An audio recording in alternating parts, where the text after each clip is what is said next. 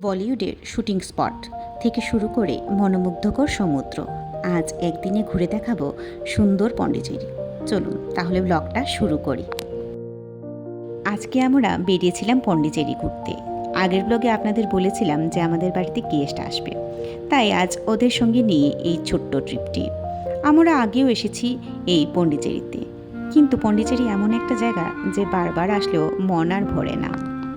আমাদের কোয়ার্টার থেকে মাতৃমন্দির পৌঁছতে প্রায় 2 ঘন্টা সময় লাগে। পৌঁছে একটু ফ্রেশ হয়ে ওখানকার ফ্রি বাস সার্ভিসে উঠে পড়লাম, কারণ রোদ একটু কম থাকলেও গরম কিন্তু একটুও কম ছিল না। আর এত ছোট ছোট বাচ্চাদের নিয়ে এতটা হাঁটা সত্যিই কঠিন। এই জায়গাটা না দারুণ, একদম ফটোশ্যুটের জন্য। আমরা অনেকগুলো ফটো এখানে তুলেছি।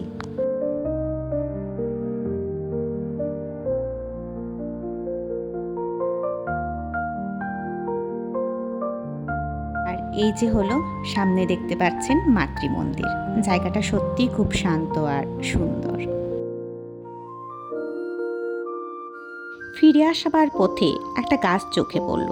এই গাছে কত রকমের ফুল, ফল আর পাতা। ভিডিওতে ঠিকভাবে ধরা পড়েনি, কিন্তু সামনে থেকে দেখতে দারুণ লাগছিল গাছটি। তারপর একটু পেট পুজো করে চলে গেলাম শ্রী অরবিন্দ আশ্রমে।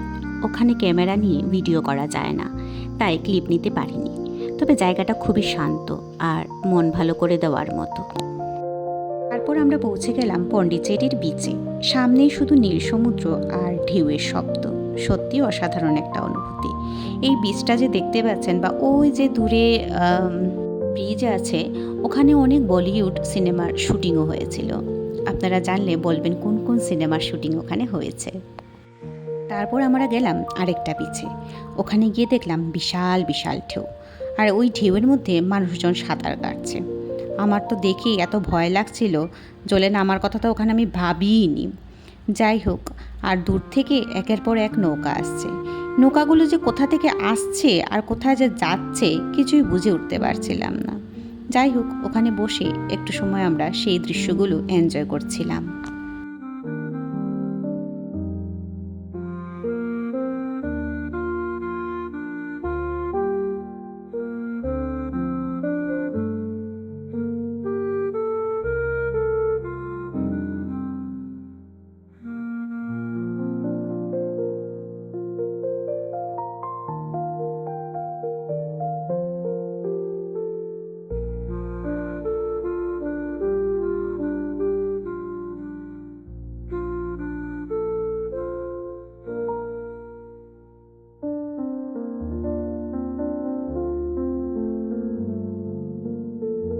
আজকের মতো ব্লগটা এখানেই শেষ করছি।